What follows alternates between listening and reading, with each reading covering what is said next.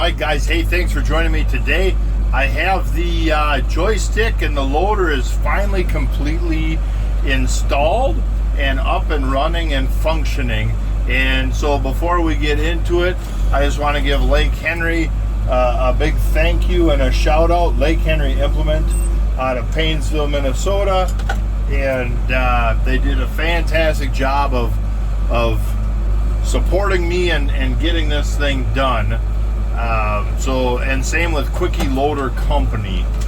They were involved the whole time. I had a harness to warranty, and so once I showed them some pictures, and they're like, "Yep." And then I sent them the picture of the harness number, the part number on the harness. And a couple days later, UPS shows up, and the loader would not work. And you're like, mother of pearl, what is going on here? And so then Quicke gets involved, and the service tech from Lake Henry. So I'm emailing the guys from Quicke because they're trying to help and they're looped in with Lake Henry, so we're all on the same conversation. And finally, normally the factories, it's normal for them to not respond back to you. They normally pitch it over to the dealer. So they pitch it over to the dealer, and Caleb called from Lake Henry, and he says, "What's going on?" And we talked about what is happening, and then he's like, "Oh, yep, just went through that." And so he says, "What do you got here? You're missing this one little piece." And I said, "Well, there's a little part left over in our parts box." And I said, "I thought I was just better than factory, The factory thought we needed all these parts." And here there was just one little thing that went on a blank connector. If we're used to CAN connections, we'd say it was like a Terminator type deal. And the loader works. And I will tell you what, I've been in this business my whole life.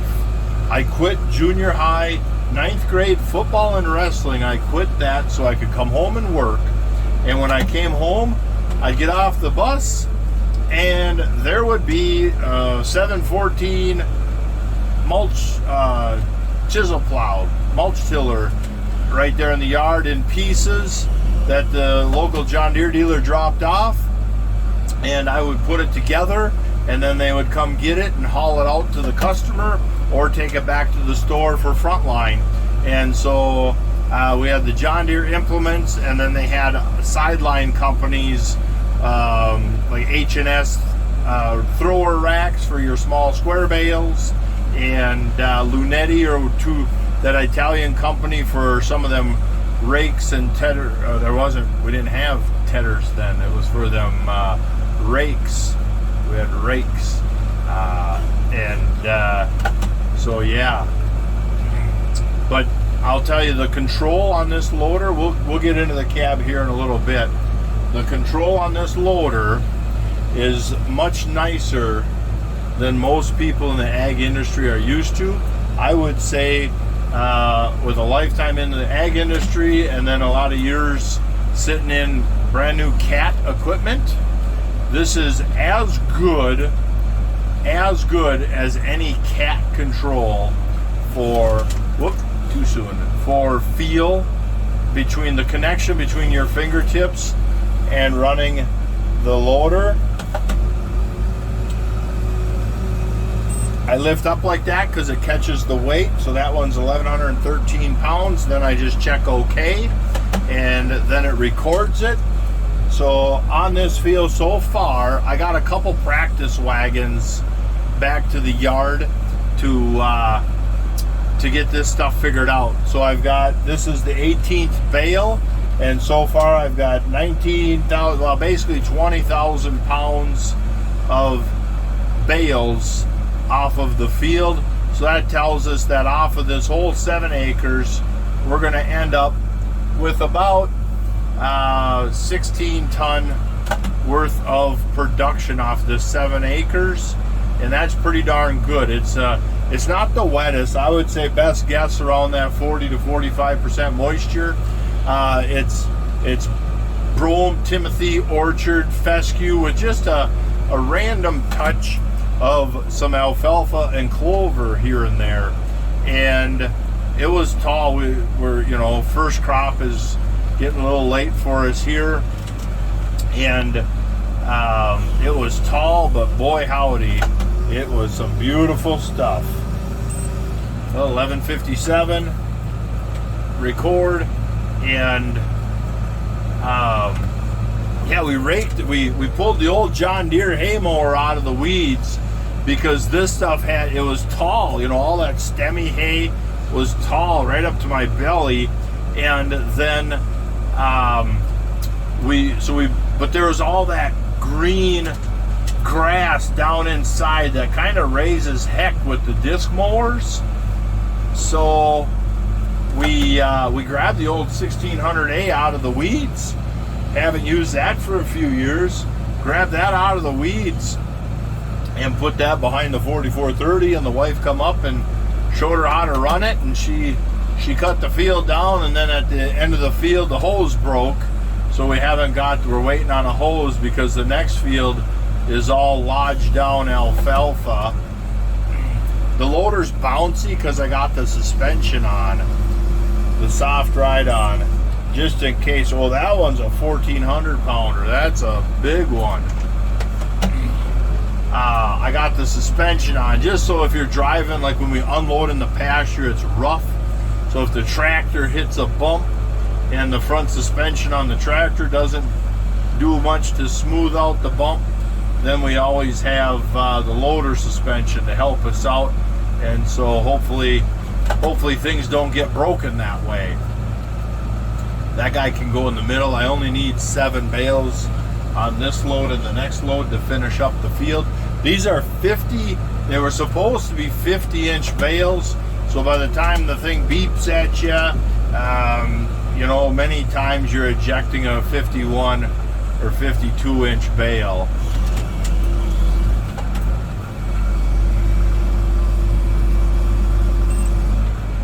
$12.68. Boom. And so, yep, first crop absolutely fantastic up here. I'm so excited. Yeah, this is some beautiful stuff. Beautiful stuff. But the loader itself, I'll tell you what, back to our original topic of dealing with equipment your whole life. This Quicke brand is manufactured in Italy somewhere, I believe. I believe it's Italy, and seems to be very top-notch, top of the line. I don't know top of the line, but just a gorgeous system. Just gorgeous system. The fit finish of the loader, how the loader fits to the tractor. You know, there was no drilling or grinding on the frame component, the subframe to go to the tractor. There was no rinky-dink there. It just, everything bolted on how it said it was going to bolt on. The kits came, the instructions always leave a little to be desired, but the kits came with all the right parts. Everything fit how it was supposed to for doing the add-on stuff. I'm just very impressed how clean everything is. Maybe you know, not being from the factory or the dealership, maybe I didn't route everything the exact perfect way, but I'm very pleased. And they make the loader for Massey, so if you buy a new Massey, it will come with the Quicke loader and their control setup, but then Massey kind of brings in their own joystick. But let's pull you over here and see what's going on. So I've got a micro switch. So this micro switch runs the loader, so my hand sits like this, and if I move just a little tiny bit, you can see the loader just moving, and I can slow down from there. You know, that's about as slow as I can get. You almost have to watch the hood line to see if it's even moving. And same for dumping. I can just move my thumb right to the right a little bit, and there we start slowly dumping. Good control. Same thing coming back. Coming back, and then I can come back and lift at the same time. It is so smooth. It's just that little bit of movement right there. So that little bit of movement right there, the bucket's rolling really nice. And then on my fingertips, there's a toggle switch. So open and close, I can switch them around because whatever. But then here I'm trying to get you to the side so it's not so blinky. But so there's the last bale weight, there's the total weight to the field, there's our bale count, and then 25 degrees is the pitch back on my bale spear or bale grabber. So that's a nice little monitor, and there's a whole lot of features in there that will help us out with the loader. But the production is the big thing I wanted to really keep track of. All right, so we made it back to the pasture, or this is the old pasture. It's our lot. We actually have pictures from the late 1800s of our ancestors having buildings on this lot, so that's kind of cool. Been finding rocks. I guess that's how we really opened that up, was we found some rocks, the wife and I, and we were asking Dad, like, when did we get big rocks out here? This is kind of weird. And he says, oh, that's because, you know, in the 1800s, so-and-so lived here, your, you know, great aunt, uncle, or whatever, and cousins to your great-great-great-great-grandpa, and they had a house and a granary and, you know, a little farmyard here. And so they used the big rocks for the foundations. Like, oh, okay, makes sense. So yeah, I'm kind of getting it figured out here. It's kind of rough. Let me zoom out. A little bit rough terrain there, but I'm getting it figured out.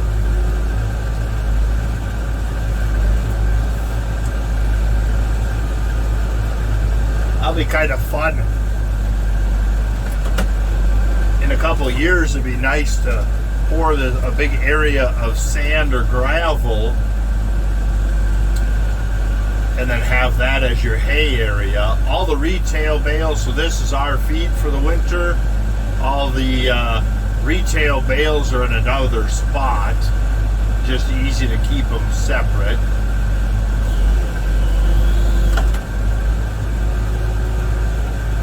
And then, so these will be our feed. So we'll just fill this up. We'll move the combine, and the wife, she's going to come out with the brush cutter and clean this lot up a little bit better so we can see what's going on. And that'll be a nice storage area. And we're both excited to not have to deal with net wrap froze onto the bale, and the bale froze to the ground. So you lift the bale up in the winter time, and half the bale stays on the ground, and you're like, oh darn it, you know, that's not what you wanted. And then you take the bale to the feed lot, and by the time you get the net wrap off it, well, you got another 100 pounds of bales froze to the net wrap. So we're both excited that we just got to figure out a dumpster for the winter time, to have a dumpster out by the pasture and up by the feed lot for all the plastic. So then you open a bale up and you just put the net wrap in the plastic right in the dumpster, and away you go. But we'll figure that out. But at least here, So far, we've never had a problem in the wintertime feeding a wrap bale. But that poor hay wagon, the deck of the hay wagon actually came from a CNC mill that got brought into a place where the wife and I used to work. And they're like, well, how are we going to get that into a dumpster? And I said, well, what if we didn't put it in the dumpster? What if I brought a trailer to work and took it home? And they're like, yeah. And so it's got 1, 2, 3, 4, 5, 6, like 3x5 beams running lengthways, and then all that 1x material going across the top. But I thought it would be a little more sturdy than it is, but it's very pliable. You can see it just twists and bends around. But so I got some 3-inch by 8-inch with a 3/8 wall tubing. So you'll crush your tires and spindles long before you bend that tubing to replace that 2x12 underneath the rack. And so that's our next project, is to get that done, so then we can start loading that trailer up with hay instead of just bringing a couple bales at a time, but start getting something done around here. Oh well, we got just a couple more bales to go, and then I gotta get on the sprayer. I got one cornfield that needs a little touch of fertility, a little touch of fertilizer. It's the one I screwed up on when I was calibrating the strip till cart.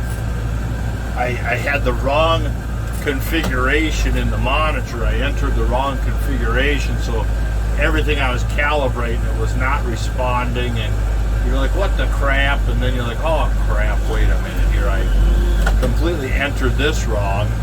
And so I got a little AMS, some 1034O for a touch of phosphorus, and some nitrogen to make a blend to go side dress it. And then I already sent in the tissue samples, so when we get results back, then I got product here to make a blend for a foliar feed for the soybeans, corn, and wheat fields.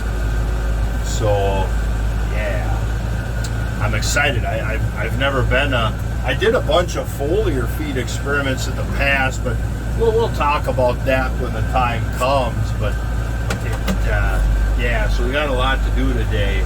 Get this done. It's already getting close to it. Pretty much by the time I get back with the other wagon, I'm going to be late for lunch. Well, you just can't have that happening, late for lunch. Like, whose kid are you?